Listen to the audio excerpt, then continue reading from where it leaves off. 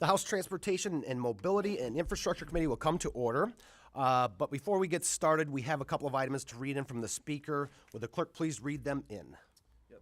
Letter dated November 14th, 2023. Dear Mr. Clerk, I am making the following changes to the committees of the 102nd Legislature. Representative Kevin Coleman will be removed from the Transportation, Mobility, and Infrastructure Committee. Sincerely, Joe Tate, Speaker of the House. Then on a letter dated January 10th, 2024, says, Dear Mr. Clerk, I am making the following changes to the committees for the 102nd Legislature. Representative Kimberly Edwards will be added to Transportation, Mobility, and Infrastructure. Sincerely, Joe Tate, Speaker of the House.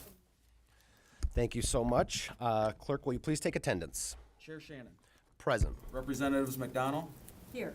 Conlon, Here. Edwards, Present. Farhat, Here. Fitzgerald, Here. Hoskins, Miller, Here. Outman, Here. Roth, Here. Bruck, Present. Kuntz, Here. St. Germain. Here. Mr. Chair, you have a quorum. Thank you so much. I would imagine Rep. Hoskins will be here soon. He's finishing up his committee from this morning. I would like to take a second to recognize our new member, Representative Kimberly Edwards. Welcome to the Transportation and Mobility and Infrastructure Committee. I'll give you the opportunity if you'd like to say anything. If not, we'll just keep rolling along.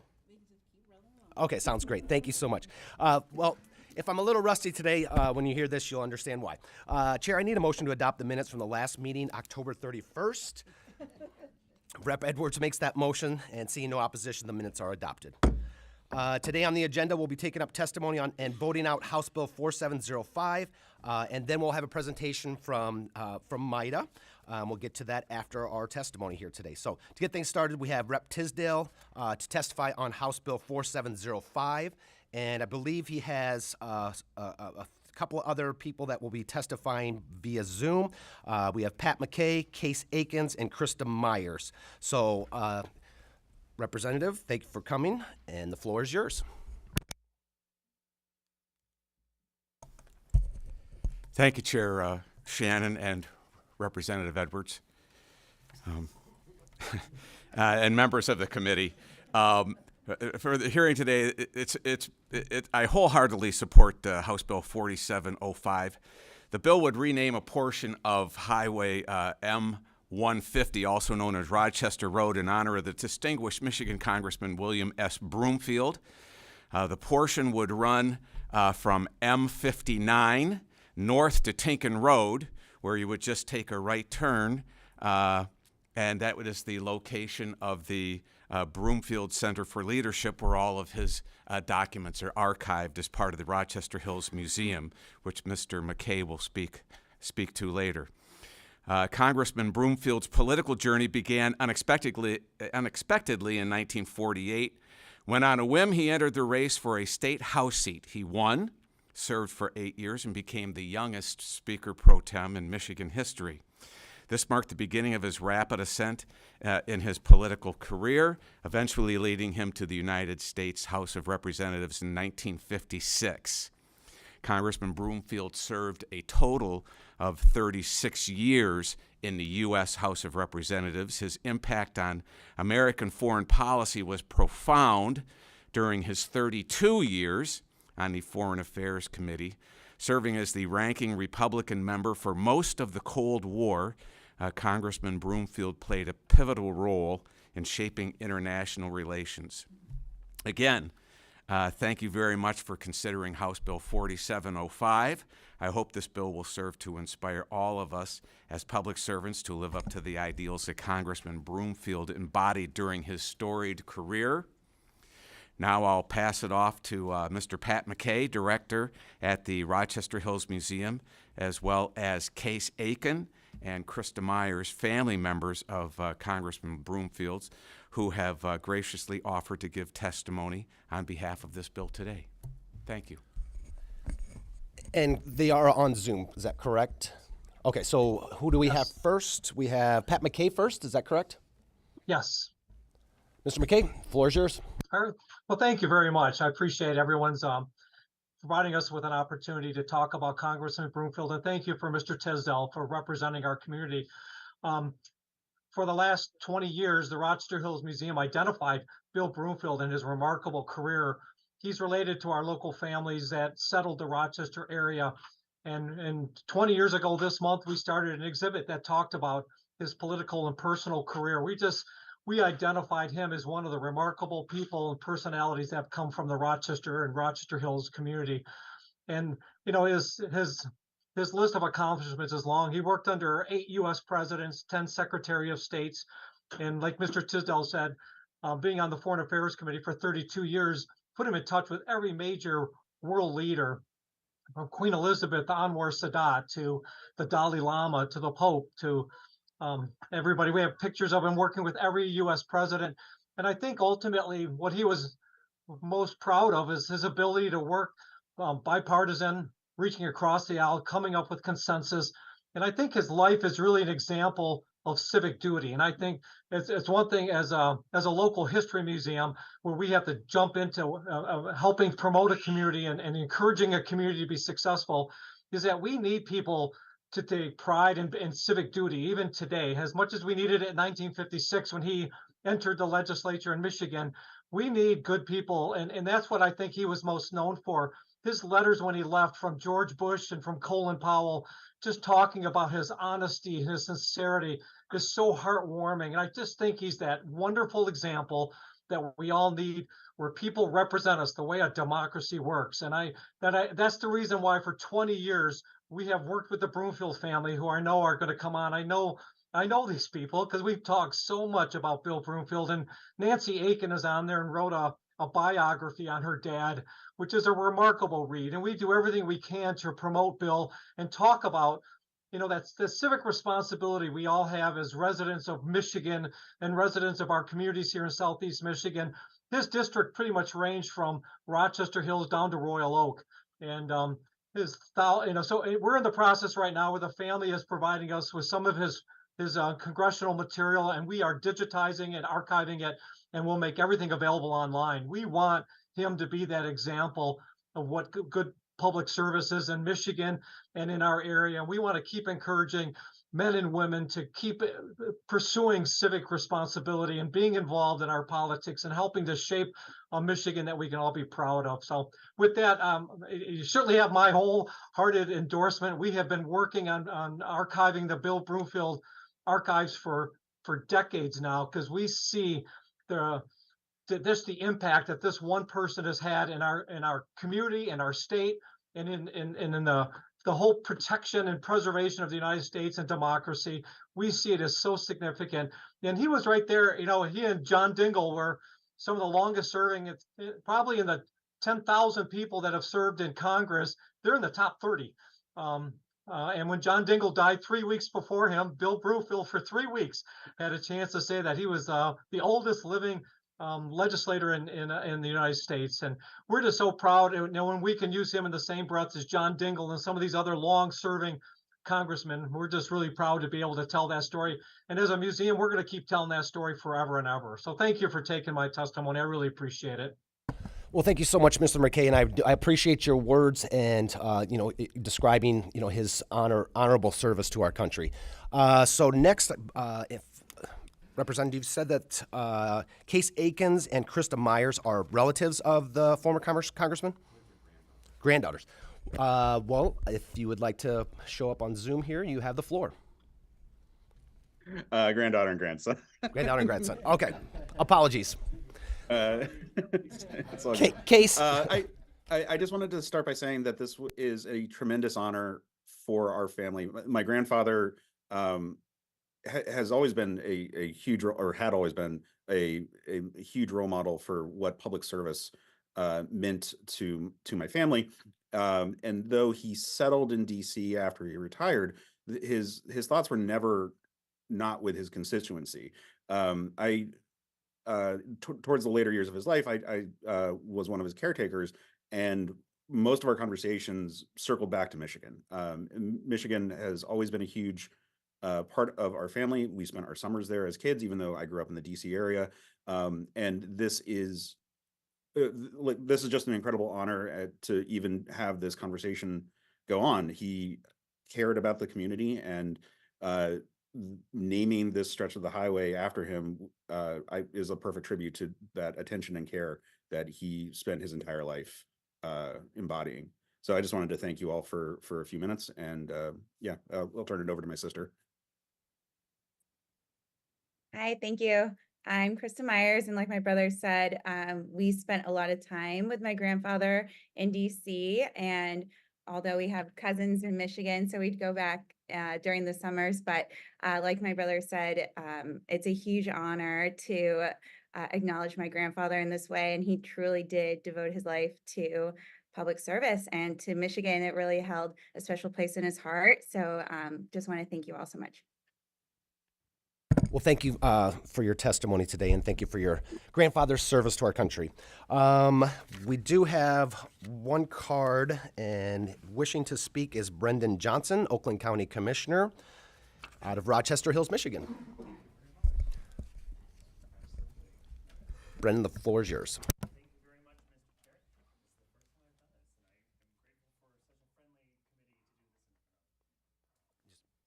There we go. Thank you very much, Chair Shannon, Vice Chair McDonald, Minority Vice Chair Outman. It's really great to be in front of all of you, members of the committee. It's nice to be here. Thank you very much for this opportunity to provide testimony in support of House Bill 4705, legislation that would designate a portion of M150 in honor of the esteemed former Michigan Congressman William Broomfield.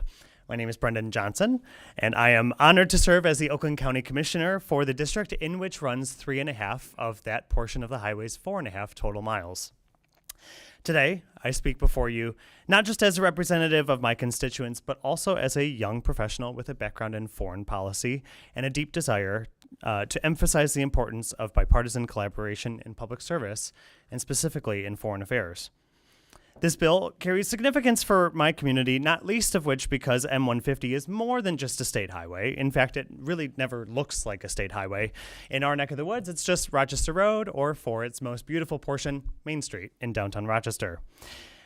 But more than that, it's really the spine of our community, and it's indeed one of the most important artery roads in the eastern flank of Oakland County, notably connecting downtown Rochester to the late Congressman's hometown of Royal Oak. Congressman Broomfield, a dedicated Republican, served the people of the state of Michigan in the U.S. House of Representatives for an impressive 36 years, from 1957 to 1993, just before I was born. As a Democrat now representing this very purple district, I'm particularly inspired by Congressman Broomfield's ability to bridge the partisan divide for the greater good. Throughout his long and distinguished career, he demonstrated an unwavering commitment to bipartisanship, a quality that is all too rare in today's political landscapes. In 1967, President Lyndon B. Johnson appointed Broomfield to represent the United States at the United Nations General Assembly, and he was a critical member of the negotiating teams for NATO, UNESCO, and in the Cold War arms control debate. In another instance, at a White House event, President Jimmy Carter specifically pulled Congressman Broomfield's daughter aside to tell her how much he greatly admired her father. Indeed, Congressman Broomfield truly practiced the greatest mantra in American foreign policy. This was coined by yet another great American and Michigan politician, Senator Arthur Vanderburg, that politics stops at the water's edge. In an era marked by rapid polarization, his legacy serves as a reminder that when it comes to public service, the interests of our country and our community should always transcend party lines. Designating Rochester Road to honor Congressman Broomfield symbolizes our collective commitment to bipartisan cooperation and the values that unite us as a community. He showed us that shaping America's foreign policy should not be limited to any one's party affiliation, but instead driven by a shared goal of advancing our nation's interests on the global stage. And so, I strongly encourage this community to vote in favor of adopting HB 4705 to designate a portion of Rochester Road as the William S. Broomfield Memorial Highway. This act would not only commemorate a man who dedicated his life to public service, but would also highlight the significance of bipartisanship in achieving everlasting change. And by doing so, we honor a legacy that transcends political differences and unites us in a shared commitment of the well-being of our community. Thank you very much for your time. Thank you so much, Commissioner. I really appreciate your words, and it sounds like Congressman Broomfield was a great man. So I didn't give the opportunity to any of the committee members to ask any questions. Were there any questions? And we can bring people back up if necessary. No questions? Okay, great. Well, thank you so much for your testimony today.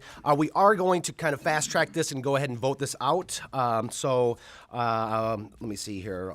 So Chair Rep. McDonald makes a motion to report House Bill 4705 with recommendation.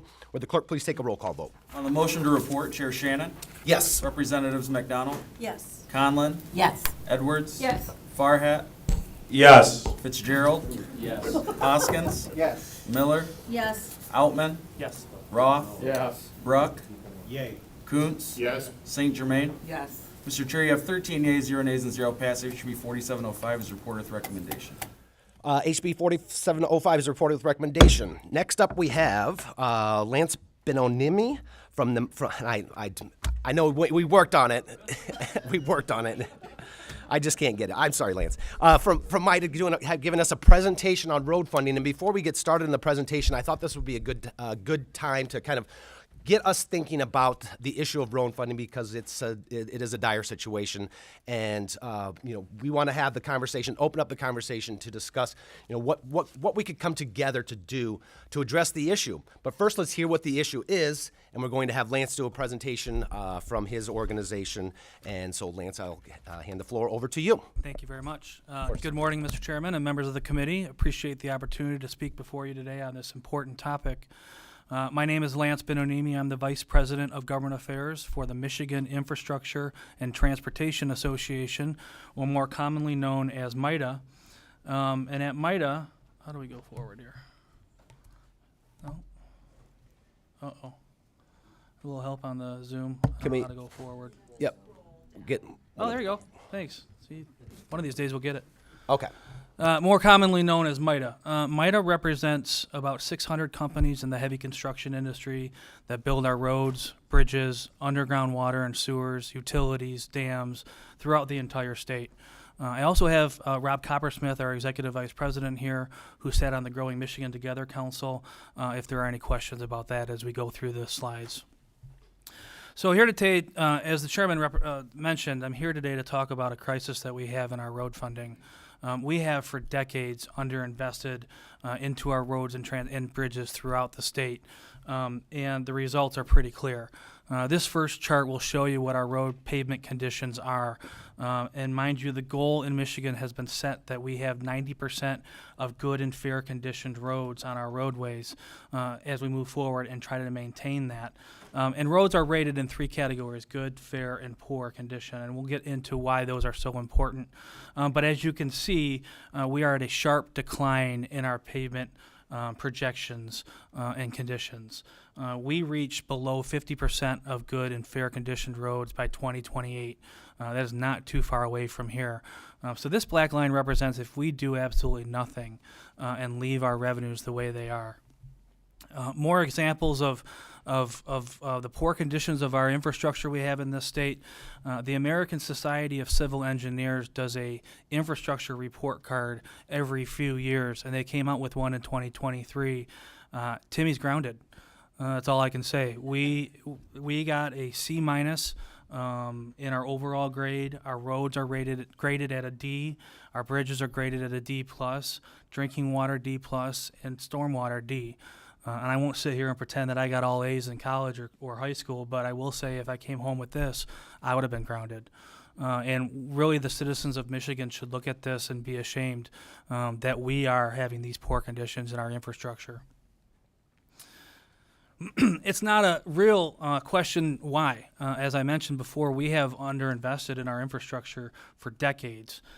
This chart shows our annual average real per capita spending from 2000 to 2021. I know it's a hard chart to see. Your pamphlets are a little easier, but the green line represents Michigan. We represent 47th. We rank 47th in the state on how much we spend per capita on our infrastructure in Michigan. The red line represents the national average. The outcome in the future doesn't look better. We have a serious road funding cliff upon us. And this next chart shows exactly what the future projection revenues into our highway system through 2027 look like. And as we continue to have deteriorating roads, and declining revenues because of gasoline sources and electric vehicles, this chart doesn't grow past 2027 either unless you all do something. So I always find it a good thing to maybe educate a little bit and refresh on what users' fees that we spend on our roads and how roads are funded. Roads throughout the entire country, roads and bridges, are funded through traditional user fees, gas taxes, registration fees, and toll roads. In Michigan, there's a federal gas tax of 18.4 cents that has not been increased since 1993. We have a Michigan gas tax at 30 cents. Registration fees are based off the value of a vehicle, and we do not have toll roads in Michigan. Michigan is, at this point, I believe, one of 5 states that actually assesses sales tax on its motor fuel. We at MITA believe that is our biggest public policy problem that we have in the state on road funding. Very little of that. In other states where sales tax is put on fuel, that revenue goes towards roads. When you poll our citizens in Michigan, they believe every dime that they put into the pump that's in tax goes to our roads, when unfortunately hardly any of the sales tax goes into our transportation network. Of the $1.1 billion that sales tax on motor fuel raises, $50 million goes into the Comprehensive Transportation Fund. A little background on recent increases that we've had.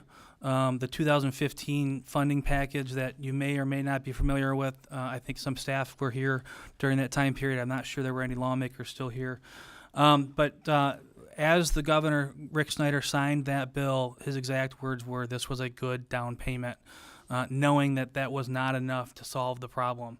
And part of that reason is we recognized a $1.4 billion annual need back in 2010 and 2011. By 2020, there was $1.2 billion ingested. And so that's $14 billion lost in revenues that we could have put into the system had we acted on the numbers that we had that were current. Again, in better terms, this issue gets worse the more years we wait. But as you can see, we raised the gas tax by 7.3 cents. One of the best parts of that package is we indexed that to inflation, which we should have done in the 90s. We increased registration fees by 20%. And then for the first time ever, we statutorily dedicated part of the income tax revenues from the general fund to go into transportation, which has to be appropriated every year. But even that didn't go into full fruition until the 2020-21 budget. We also increased registration fees for hybrid and electric vehicles at $50 and $140, respectively. As the governor at that time knew, we hadn't solved the problem, so he formed the 21st Century Infrastructure Commission, which is an extremely extensive report that had over 100 recommendations for the state's infrastructure. But for road funding purposes, it recognized and identified a need of $2.2 billion more annually for the next 20 years to get our road system in 90% good and fair condition. Since 2016, we have had some significant yet very short-term investments that have gone into the system. We had the Infrastructure and Investment and Jobs Act out of Congress. The governor's Rebuilding Michigan, which was a 4-year bond program that invested $3.5 billion that unfortunately we have to pay back eventually. And we have no structure or system for increased revenues for 2027 or beyond. We are in a road funding crisis, and the state needs a long-term, sustainable, equitable road funding solution. A little deeper into the IIJA money, and I do this because we saw media reports after media reports about how the investments out of Congress were solving our problem, and you see a lot of orange barrels out there. The public got the perception that we have solved this road funding problem, and we have not. But to put it in perspective, the IIJA money brings in about $330 million more than what the federal highway plan would have brought in before it, and it's only for 5 years. And so a far cry short of the $3.9 billion that we need annually. A good investment from the federal government, but again, short term. We put a chart together based off a couple conversations we had with lawmakers and staffs that asked, You know, what would we know you want or need. I'm sorry, want's the wrong term. We know we need $4 billion in our system to maintain it at a 90% good and fair conditioned level. And lawmakers asked, well, what if we put $1 billion in, or what if we put $2 billion in? And so we asked MDOT to crunch the numbers. Now, this is on the MDOT system. And so as you can see with this chart, the gray line represents if you do nothing. The yellow line represents a $1 billion annual installment for the MDOT system, which gets you about a little bit around 75% good and fair conditioned roads. The red line or orange line is 1.5 billion more for MDOT roads. That gets you above 80%, and then the green line puts you above that 90%. And I want to make sure that it's clear this is for the MDOT roads. And so the way the formula is distributed, your total package, let's say we get $3 billion, a $3 billion package, 39.1% of that is going to MDOT roads. 39.1% of that is going to county roads, and 21.8% of that going to cities and village roads. And so for a $1 billion investment into MDOT's roads, the total package has to be a $2.56 billion overall funding increase. Does that make sense?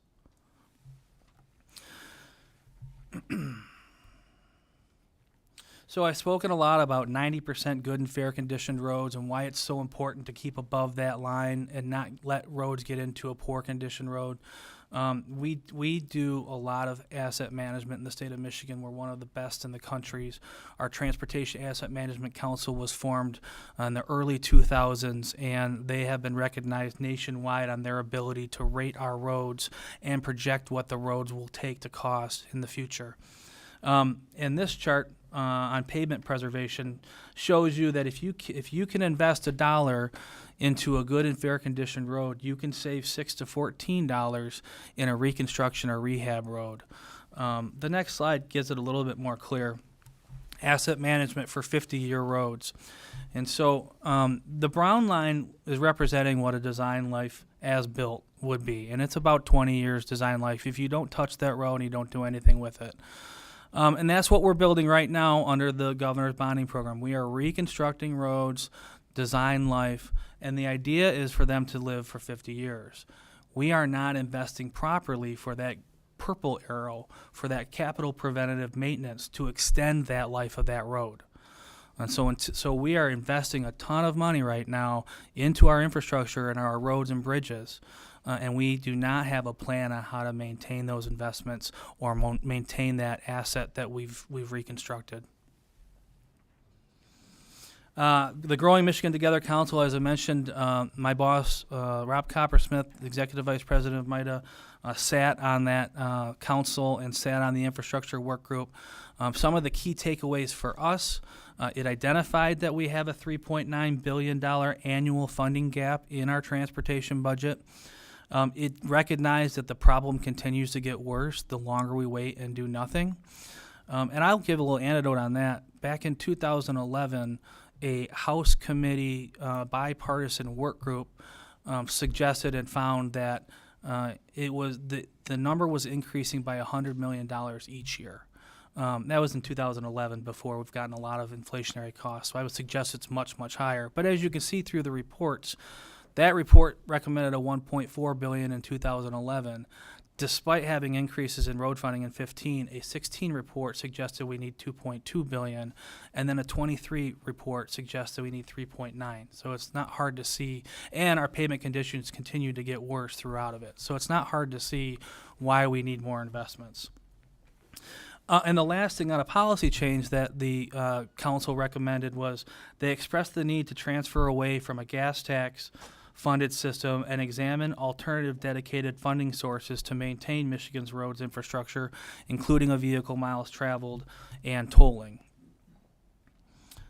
And so road usage charges, this is a little recap on what we see across the country.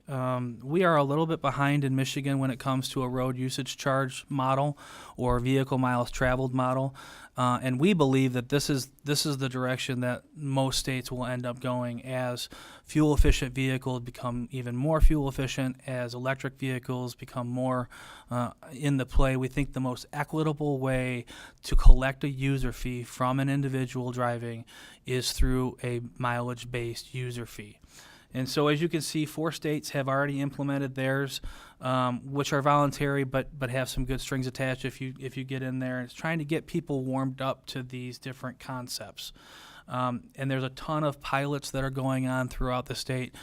We are advocating that we start that process in Michigan. We believe that we need a pilot program in Michigan to review it. The department already has a grant that will survey the public to see what they think about it. We kind of already know what they think about it. People are scared of change at the beginning. We've seen in other states where they do a pilot program that they can weed out, well, I like this aspect, I didn't like that aspect of it, or it actually wasn't that big of a deal. And the results are very different after they go through the trial period. So again, we are advocating for Michigan to start a pilot program towards a vehicle traveled mileage-based user fee in Michigan. Fund the damn roads. We are fixing the damn roads right now. As I mentioned, we've gotten some significant short-term investments through the governor's bonding program and through the Congress. Those run out in 2027, 2028, and so it's time for us to look at past that and what are we going to do to fund the roads. And so we gave this chart. These are just traditional user fees that in the past have been used to increase road funding. And, you guys can go back into your offices and write on a scratch piece of paper which one you prefer, which one you don't. We are developing online through our Fix My State campaign something on the computer that the general public can go in, and if you don't like gas tax, you can do it all on registration fees. You don't like registration fees, do it. We understand it's probably going to be a combination of many sources, but we wanted to give an indication of what each user fee actually brings in. What you could do, you could raise the gas tax by 25 cents. That raises $1.325 billion annually. Because we believe that we have to get away from the gas tax, and I think most people agree with that, you could sunset the gas tax by 2035, within 10 years, replace that with a revenue neutral user fee charge, a road usage charge. We believe toll roads should be discussed in the state. The feasibility study that HNTB did showed that a 550-mile toll system can raise $1.3 billion annually. I do believe the biggest public policy problem that we have on road funding is our sales tax on our fuel. It artificially inflates our gas tax, bringing it to one of the highest in the nation, and it doesn't go to our transportation system, and the public believes that it should. And so we believe you can eliminate sales tax from motor fuel. You can increase the gas tax by the equivalent amount, making no future liability anymore at the pump, but raise $1.1 billion annually for roads. We also put in there some registration fee increases. You could increase registrations by 40%, getting you $560 million. And I'd be remiss if I didn't say we also need to adjust the electric and hybrid vehicle registration surcharges to reflect the increases in the gas tax throughout this problem, if that's the direction that's gone. Expiring also in 2035, because they will then be put on the road usage charge system as well. And so that raises $4.3 billion. I know it's an easy lift. But we often get asked, what's the plan? And then we put out a plan, and then people throw mud at it. And then we get often asked, well, why don't you have a plan? So we're either criticized for having a plan or not having a plan, but we want to put some stuff in front of you to show you this is serious and what it would take. Now, you go back to the governor's 45-cent gas tax proposal back in 2020. That was enough to raise the $2.2 billion that the 2016 report would show. Again, now we're at $3.9 billion a few short years later, and it's not a 45-cent gas tax increase. That's why we know it won't be one-sourced it won't be a one source revenue source. We know it's going to need multiple. So on that front, were we done? How'd that happen? There we go. HNTB, which is a design and engineering firm, have they kind of looked at a couple of ways other states have done things. There are some unique things that other states are attempting to do rather than your traditional user fees. In Virginia, they have a vehicle registration surcharge for high miles per gallon gas vehicles. If you get over 25 miles per gallon on your vehicle, there's a surcharge, and then you can opt into a mileage-based system if you'd rather do that. The resident advantage fuel charges, which are increases with rebates that come back, but you end up capturing what the out-of-state drivers are doing. Some states are increasing sales tax to go towards transportation. Some are doing some major tolling projects. One of the, I think, real unique things that I've had a couple conversations with your colleagues on is a retail delivery fee for packages that are purchased online and delivered to your house. I know how many Amazon trucks you guys see in your neighborhood, but we see quite a bit. The 25-cent delivery fee in Colorado that exempts retail sales of less than $500,000 for businesses. And then a retail fee of 50 cents in Minnesota for transactions that are anything over $100. And then again, as I mentioned, a lot of states are starting to do road usage charges. And they broke it down for potential areas in which Michigan can look at for these. The Virginia model of a vehicle registration surcharge, they estimate could raise about $70 million for the state. A resident advantage fuel tax increase, that assuming that the gas tax goes up 10 cents and that each registered vehicle could apply for a rebate against that 10 cents.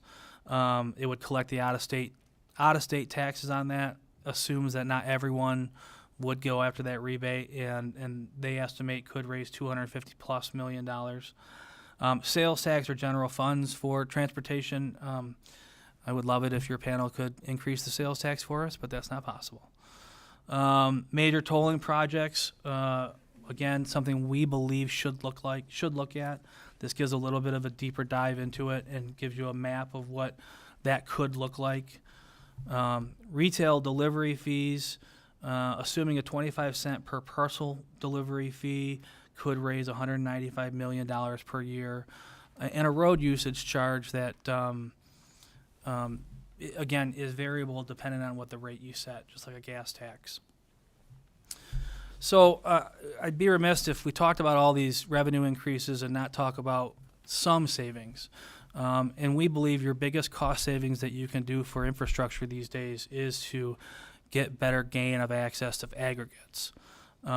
With all of the demands that we have on our road system, our bridge system, and some of the new green energy systems that we're going to have, aggregate is at an all-time demand. And we have limited supplies in Michigan. There are dozens of pits across the state that are either being denied or are in court with the local units of government, and it is costing infrastructure costs to increase significantly. The I-75 project segment 3 will get sand and gravel from St. John's. It's quite a hike. We have a contractor working in Ann Arbor who is going to get aggregate from Jackson. And inflationary costs in construction right now are real. One of the largest ones is construction costs. Because of the high demand, because of fuel costs, and because there is a high demand for truckers. And so it is one, in our opinion, it is the most cost-effective measure you could do for increasing investments in our infrastructure. And finally, we've got an ongoing campaign called the Fix My State. It includes members from business, labor, tourism, agriculture, and obviously transportation. I encourage you all to go to fixmystate.org. There is more information. Chairman, you alluded to this packet. There's way more information up there that we can get out. There's more studies on this stuff. And you know, study after study after study has shown that we have a huge problem in Michigan. We disinvested for decades. And we've done short-term fixes like bonding. We certainly have had governors that have supported this. Every governor since Engler has been a big proponent of increasing roads in our investments or investment in our roads. And the legislature has not acted. And I'm not saying that you guys haven't acted. I'm saying all of them haven't acted. And we've had 30 years of inaction on this issue. And I think there's an opportunity to finally fund the damn roads. Well, thank you so much, Lance, for your presentation. Very eye-opening, disappointing. I mean, all kinds of words could come out. You know, the problem is that, and I don't mean to say this in a sort of a crass way, but, you know, people want the roads fixed, right? But they don't want to pay for it. And that's a problem. That's a huge problem. And it's a problem for us sitting up at this table. It's a problem for us over in the House that we all understand that nobody wants to pay for the roads. And if I came out and said, this is what I would like to do, increase your gas tax, you know, do a vehicle miles traveled, it could be used against me very easily. And that's what makes this so difficult. And this is why we need to have this conversation, to be able to come together and figure out something. There are solutions in here, guys. But we have to be brave enough to take them up. So with that, Minority Vice Chair Outman has a question. Well, thank you, Mr. Chair, and thank you, Lance, for being here. Just a comment before I get to my question, and I want to say this with all due respect here, but I look at this list of solutions here, and these are non-negotiable, non-starters in my district. I mean, people are not going to go for this. You look at Michigan and the cost of living here. People are fleeing the state because of a high tax burden, and they're fleeing to states with a lower tax burden. So I think this will actually decrease population even further, which will reduce revenues even further. I just wanted to point that out, that I can't sell this in my district. I mean, I can sell VMTs on electric vehicles only. I've had studies from road commissions that would add an additional $600 million in revenue. Start there, then we take the sales tax paid at the pump, put that towards road. That's another $1 billion. Now we're looking at $400 to $500 million in existing money within our budget that we can redirect to roads. That gets us above $2 billion. So I think we can achieve what you want to achieve without going through all these things, raising the gas tax, raising registration fees, some of those methods of increasing taxes. I can't sell this in my district, Lance. I can, like I said, I can get people to be receptive to the ideas of vehicle miles traveled for electric vehicles only. And I don't know why we would even throw the baby out with the bathwater. We have a reliable revenue stream with the gas tax for gas combustion engines anyway. I don't know why we'd even transition to a VMT for those vehicles. I would urge my colleagues to let's start with the VMT for electric vehicles only. We can phase out that enhanced registration fee that they pay already and roll them into a transitioned VMT method of taxation. That's just my suggestion. But I respect you a lot. I enjoy working with you. I just wanted to explain my thought process when I oppose some of these solutions here. But I want to talk about just funding in traditional roads and bridge infrastructure here in the state of Michigan. So I sit down with various road agencies, county road agencies, MDOT, and they've repeatedly said to me throughout my time in the legislature, we can only repair 10 to 15% of the roads at any given time. What is that dollar amount? Is there any sort of estimates of what that dollar amount is for fixing 10 to 15% of the roads at a given time? I do not know what that dollar amount is. I believe the County Road Association breaks their county roads down like that, but I don't believe the state does. I'm not sure what that dollar amount is, and I think part of it is it's hard to know because we're doing so many different fixes. You could be doing a 5-mile stretch and just do a 3-inch layover, or that 5-mile stretch could be a total reconstruct with a 16-inch base. And so it's hard to really estimate what that dollar figure is. It must be. I mean, and I'm sure there's various factors involved with calculating that. But since I've been down here, I've never been able to get a good answer to that question. And it must be because maybe it's too complicated to figure out. But I agree with you. I mean, the urgency is there. We must do something. We must act now. I hesitate to implement some of these solutions here from my perspective, with all due respect. Understood, and I'll just for the committee's benefit, we support traditional user fees. One, we think it's equitable, but two, it's constitutionally dedicated to go to transportation, and so some of the other areas in which we might raise revenues may not be constitutionally dedicated and would have to go to the legislature each year to get appropriated. And so obviously we take the guarantee thing, but I understand your concerns and totally appreciate them. Yeah, well, thank you for being here. I really appreciate your time. Up next, Representative Farhat. Thank you, Chair Shannon. Lance, how are you? Good. Okay. When you mentioned aggregates, what's the cost savings that we're looking at here? Sure. I don't know if you brought that up. I'm curious, and I have a follow-up to it. Yeah, it's in the hundreds of millions of dollars, and it's, it's being calculated to get a real actual figure, but it's significant, and we don't see another way in which you can have more cost savings into our road building right now. And so then the current kind of the way the system is structured now is if I'm fixing a stretch of road in Detroit, let's say, or in anywhere else, wherever, let's say Detroit though for this example, in Metro Detroit, I have to travel on average how many miles to get aggregates? Well, again, the 75 segment 3 right now is getting aggregate from St. John's. So what's that, 120 miles? Yeah, and that cost, I'm assuming, is going passed on to the project. That's Went right into the project. and that's causing us to spend less money per mile than we could otherwise. Correct. Okay, I was just thank you for that. Thank you, Representative. Representative Kuntz. Thank you, Mr. Chair. What I heard was that Chair Shannon wanted to raise taxes. That's what I heard. Is that You did not hear that. I did not hear that. Absolutely not. So, Lance, thank you very much for coming. I absolutely support the idea of dedicating the sales tax, and however you want to word it, dedicating the sales tax to fuel. I would absolutely support that. I'll work with you on that. I'm against the miles driven. I've got 30 years of experience with IFTA, International Fuel Tax Agreement, and not only do we track miles driven by state, but we track fuel purchased. So if I go into Ohio, those miles have to go to Ohio. If I purchase fuel in Indiana, that has to get allocated for. I'm against it because of the bureaucracy.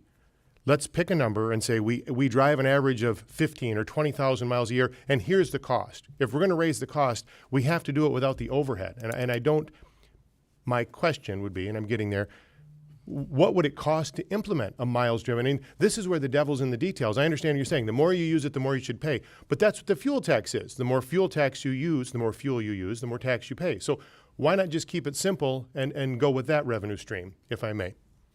Sure. And again, we believe that there needs to be a shift because more fuel efficiencies and electric vehicles. So that's sort of our idea. We also, and appreciate Vice Chair Outman's comments, we also believe it should be expanded to all vehicles because we believe it should be equitable. It should be across the board. It doesn't matter what you're running on. And I don't, if hydrogen that I keep reading about keeps coming up, I don't want to have to come back and say, oh, now we got to include hydrogen tax. I just think that, again, we look at it as the most equitable way of doing it.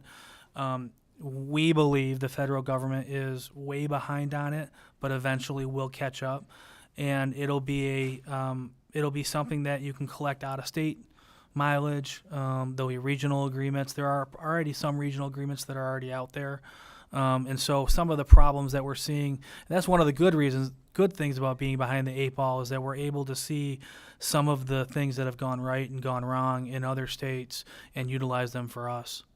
I understand. If I may, Mr. Chair, my question is the administration of it. Do we have any idea what it would cost to administer a fee on every vehicle driven every mile? Right. So we don't. And that's why we are advocating for a pilot program in Michigan that will look at all of that stuff. Most states that develop this kind of stuff, they have a overseeing board of some sort with industry experts that dictate, what advances they put into it, how they collect it, what's the fee structure, that type of thing. And that's what we're advocating right now. I don't believe that you can just say to the citizens of Michigan, you're now going to have your miles recorded and that's how you're going to pay overnight. I just don't believe that you can do that. And so I think it needs a little bit of, selling. Thank you, and thank you, Mr. Chair. Representative Roth. Yeah, thanks, Lance. Good to have you here. The how does MDOT figure the number of drivers or number of vehicles that they average out the pricing? So if I want to raise the registration fee, what's the number they want to work with? Is it the drivers or is it the vehicles that are on the roads? Do The you know that vehicles. one? If you want registration fees, it's the registrations. The that total what you're asking? registrations on the, Yeah. yeah. Do we have any idea though? But if I don't want to do that, if I want to do it another way, Mm-hmm. do we have a guess on the number of vehicles on the road or actual drivers? The Secretary of State or MDOT might be able to answer that. I'm not sure. Because I want to look at all the possibilities. I think some kind of a mix is right. I think what we're hearing is, and certainly in my district, if I do a miles driven with some kind of computer, I'm gonna whatever. It's not good. So I'm curious about that. And a lot of the costs that we're talking about is because of the cost increases also. Do we have an idea what the percentage of cost increases over the last few years as we try and get to that number? So I'm glad you brought that up. This $3.9 billion annual fee or annual gap that we have does not take inflation into account. Okay. Just to give more good news. Thank you. Thank you for that. You're welcome. I shouldn't be laughing. Representative Bruck. Thank you, Chair Shannon and Mr. Benomini. Benomini. Okay, all right.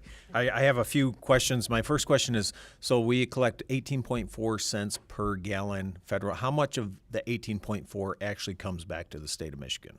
So back in early 2000s, there were donor states and donee states.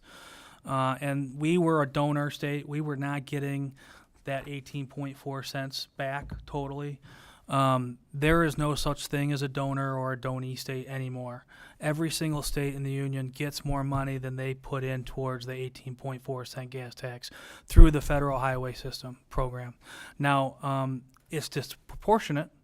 We don't get nearly as much as Alaska does, percentage-wise, or so there are still gaps between other states, but we are not sending more to the federal government than we are getting back.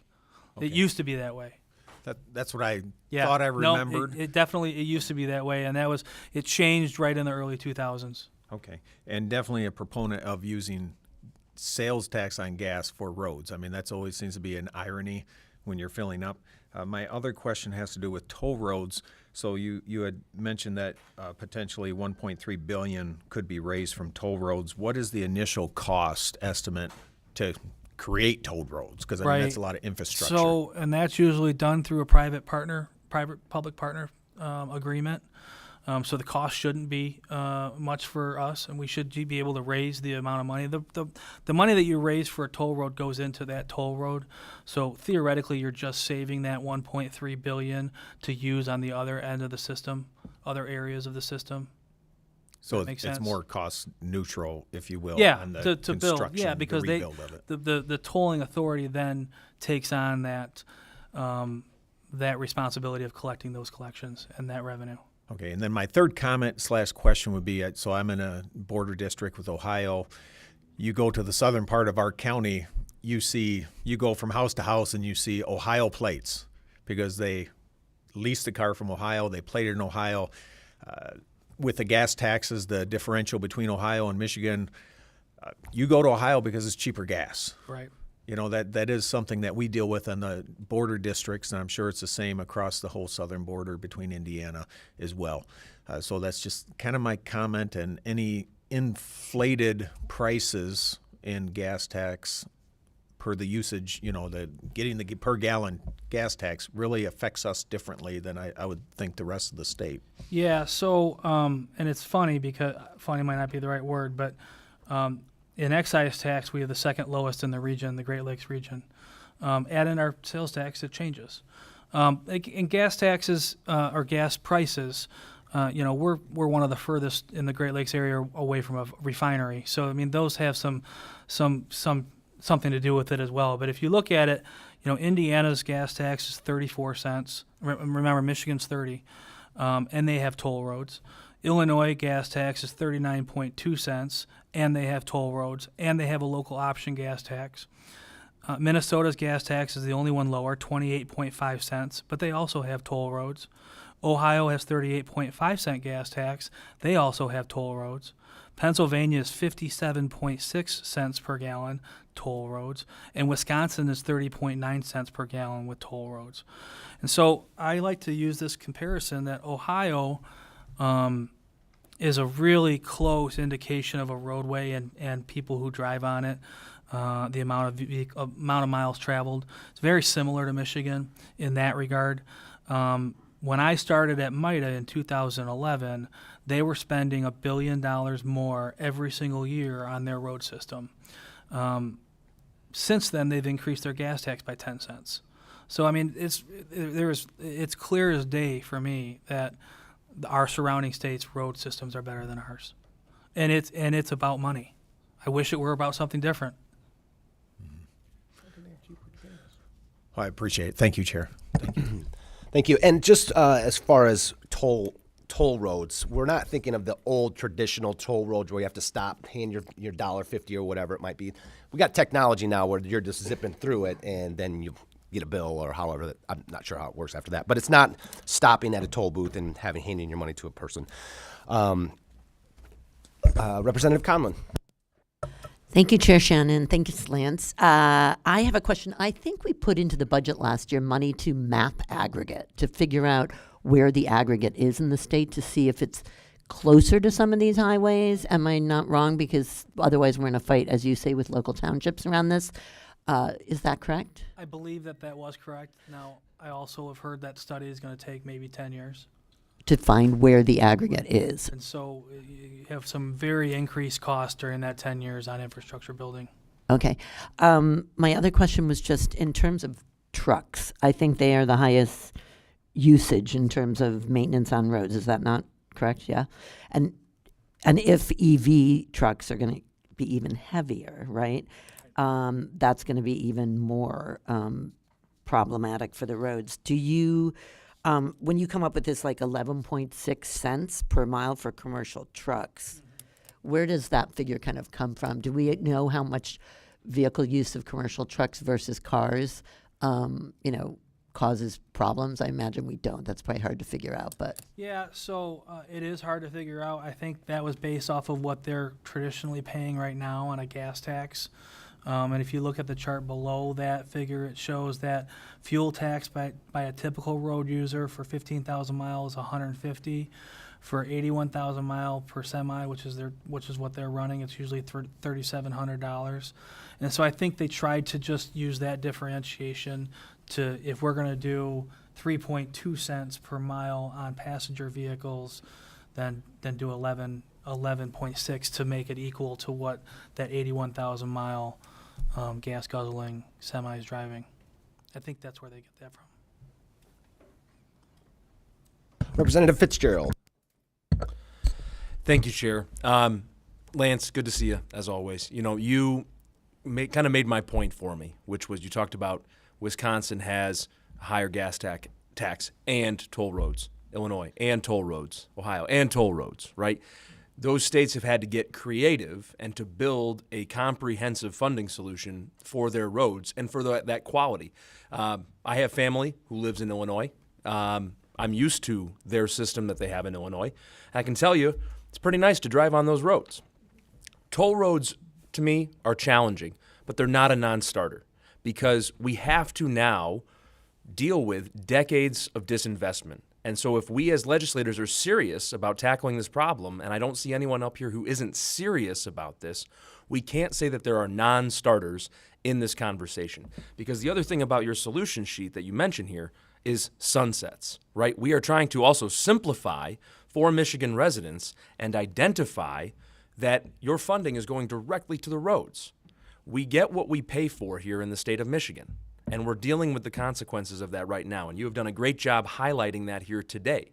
We need to be creative, we need to be nimble, and we need to come forward with something that isn't going to be another Band-Aid or one single suture on a gaping wound. We need a comprehensive solution. So I am here to say I'm a committed partner in this. We've had continued conversations about this, and I thank you for your work about how do we generate that $4 billion that we need to make sure that we are not grounded like Timmy. Thank you. Thanks, Representative. That was nice. I like that. Representative Miller. Could you put on your microphone? Representative Conlon brought up the point of these EV semis being so much heavier, and I've seen it in my own community where these trucks have torn up the same road over and over and over again. Shouldn't they be paying more? And how does that look? And what is the timeline for that? Again, I think all of those options should be on the table, and as Representative Fitzgerald mentioned, a comprehensive road funding package should consider some of those areas. Absolutely. Thank you. Representative McDonald, or I should say Majority Vice Chair McDonald. Thank you, Chair. And thank you, Lance, for your presentation. Yeah, I do think we all have been, or people before us have been kicking this can down the road for so long, no pun intended, that it's about time somebody try to fix it. I just have a question about, I've heard a lot about Public Act 51 and the inequities in road funding, but I haven't heard about that in this discussion. Is there anything we can do to update that, to change that, so maybe some of the roads that are more in need are going to get funding as opposed to roads that don't get nearly as much traffic as the ones, for example, in the Metro Detroit area? Sure. We have members in every corner of the state.